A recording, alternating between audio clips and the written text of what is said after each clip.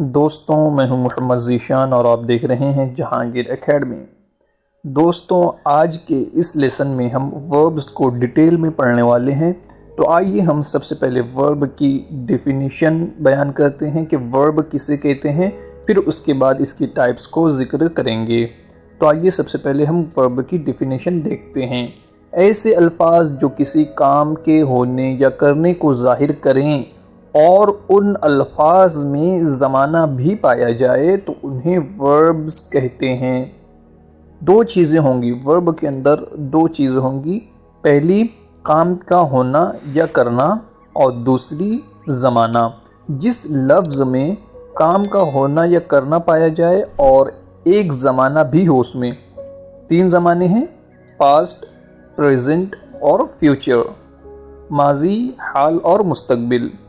تو جس لفظ میں کام کا ہونا یا کرنا پایا جائے اور ان تینوں زمانوں میں سے کوئی ایک زمانہ بھی ہو تو اس لفظ کو ہم ورب کہیں گے، ورب یعنی فعل، ورب کہیں گے۔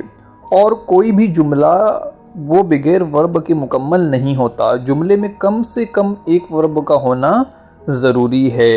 مثال کے طور پر ایک مثال کے ذریعے ہم ورب کو سمجھنے کی کوشش کرتے ہیں۔ جیسے مثال کے طور پر احمد روزانہ اسکول جاتا ہے، احمد روزانہ اسکول جاتا ہے۔ اس مثال میں جاتا ہے یہ ورب ہے، یہ کیا ہے؟ ورب ہے۔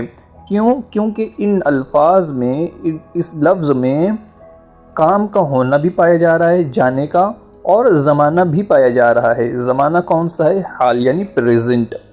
اسی طریقے سے ہم انگریزی کی مثال لے لیتے ہیں، Ahmad goes to school every day, یعنی احمد روزانہ اسکول جاتا ہے۔ گوز، یہ جو لفظ ہے، ورڈ ہے، یہ ایک ورب ہے۔ کیونکہ گوز کے اندر کام کا ہونا بھی پایا جا رہا ہے اور اس کے اندر ایک زمانہ بھی ہے۔ وہ زمانہ کیا ہے؟ حال کا، پریزنٹ کا۔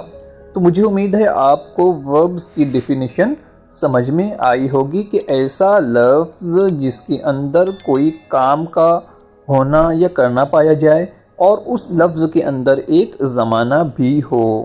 مجھے امید ہے آپ کو یہ سمجھ میں آیا ہوگا۔ وربز کی بیسیکلی بنیادی طور پر چار قسمیں ہیں۔ پہلی ہے ٹرانزیٹیو ورب، سیکنڈ ہے انٹرانزیٹیو ورب، تھرڈ ہے مین ورب اور فورتھ ہے ہیلپنگ ورب۔ ٹرانزیٹیو ورب ایسی وربز ہیں جو سینٹنس میں ہمیشہ آبجیکٹ کے ساتھ استعمال ہوتی ہیں، یعنی اگر سینٹنس میں سے آبجیکٹ ہٹا دیا جائے تو ٹرانزیٹیو ورب اپنے پورے میننگ کو بیان نہیں کر پائیں گی، یعنی سینٹنس سے ہمیں مطلب سمجھ میں نہیں آئے گا، سننے والے کو کوئی مطلب سمجھ میں نہیں آئے گا۔ مثال کے طور پر I drank a cup of tea، میں نے ایک کپ چائے پی۔ اس سینٹنس میں ڈرینک ایک ٹرانزیٹیو ورب ہے۔ جب بھی ہم ٹرانزیٹیو ورب کو استعمال کرتے ہیں تو آبجیکٹ کا استعمال کرنا ضروری ہوتا ہے۔ تو اس سینٹنس میں ڈرینک کے بعد a cup of tea یہ ایک آبجیکٹ ہے۔ اب اگر میں آبجیکٹ کو ہٹا دوں، صرف اتنا کہوں I drank یعنی میں نے پیا، تو سننے والے کو مطلب سمجھ میں نہیں آئے گا۔ سننے والے کو کے ذہن میں ایک سوال پیدا ہوگا کہ بھائی تم نے کیا پیا، یہ سوال پیدا ہوگا۔ تو سینٹنس سے پورا مطلب، پورا معنی، پورے میننگ سمجھ میں نہیں آتے جب تک کہ ہم ٹرانزیٹیو ورب کے ساتھ آبجیکٹ کو ذکر نہ کریں۔ تو مجھے امید ہے آپ کو سمجھ میں آیا ہوگا کہ ٹرانزیٹیو ورب کسے کہتے ہیں۔ ٹرانزیٹیو ورب ایسی ورب ہوتی ہے جس کے ساتھ ہمیشہ آبجیکٹ کا ذکر کرنا، آبجیکٹ کو لانا ضروری ہوتا ہے۔ اس کے بالکل اپوزٹ انٹرانزیٹیو ورب ہے۔ انٹرانزیٹیو ورب کے ساتھ کبھی بھی آبجیکٹ نہیں استعمال ہوتے۔ جیسے مثال کے طور پر I sleep یعنی میں سوتا ہوں۔ اب اس مثال میں سلیپ کے بعد کوئی آبجیکٹ نہیں ہے اور اس مثال سے پورا معنی، پورا مفہوم اور پورے میننگ بالکل واضح ہو جاتے ہیں۔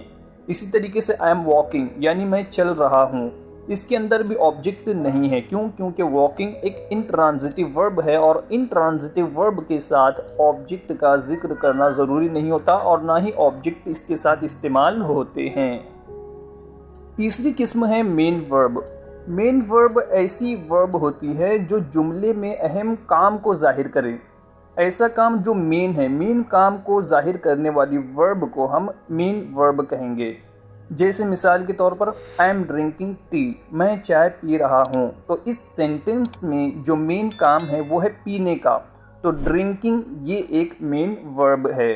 इसी तरीके से हेल्पिंग वर्ब, ऐसी वर्ब जो जुमले में मेन वर्ब के साथ इस्तेमाल होकर मेन वर्ब के टेंस को, ज़माने को जाहिर करे, उसे मेन हेल्पिंग वर्ब कहेंगे।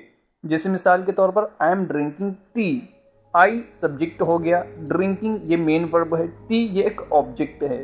तो बचा क्या, एम। एम जो है तो ड्रिंकिंग के साथ आकर, मेन वर्ब के साथ आकर ड्रिंकिंग के ज़माने को, मेन वर्ब के टेंस को जाहिर कर रहा है। तो एम एक हेल्पिंग वर्ब है। एम ने बताया, हमें जाहिर किया कि ये पूरा सेंटेंस प्रेजेंट कंटिन्यूअस टेंस का है। मुझे उम्मीद है आप हेल्पिंग वर्ब को समझ गए होंगे। हर वर्ब की, चाहे वो ट्रांजिटिव वर्ब हो चाहे इंट्रांजिटिव वर्ब हो, इनकी 4 फॉर्मेशन होती है, 4 साख्त होती है हर वर्ब की।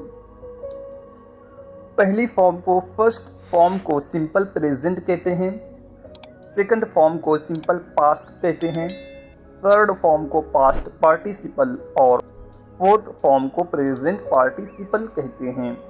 सिंपल प्रेजेंट ईट, simple past eight, past participle eaten, present participle eating. हर वर्ब की चारों फॉर्म बिल्कुल अलग अलग होती है। बहुत से वर्ब्स ऐसे भी हैं जिनकी सिंपल पास्ट और पास्ट पार्टिसिपल के आखिर में ईडी लगा होता है। जैसे talk, talked, talked, talking, like, liked, liked, liking, walk, walked, walked, walking. तो बहुत सी ऐसी वर्ब्स हैं जिनमें सिंपल पास्ट और पास्ट पार्टिसिपल के आखिर में ईडी लगा होता है। ऐसी वर्ब को रेगुलर वर्ब कहते हैं। और जिन वर्ब्स की चारों टाइप्स, 4 टाइप्स बिल्कुल डिफरेंट हो, उन्हें हम इर्रेगुलर वर्ब कहते हैं। जैसे कि आप टेबल में देख सकते हैं, ईट से लेकर राइट तक ये जितनी भी वर्ब्स हैं ये इर्रेगुलर वर्ब्स कहलाएंगी, और टॉक से लेकर वॉक तक जितनी भी वर्ब्स हैं ये वर्ब जो है तो रेगुलर वर्ब कहलाएंगी। मुझे उम्मीद है आपको ये भी समझ में आया होगा। फिर मिलते हैं अगले लेसन में।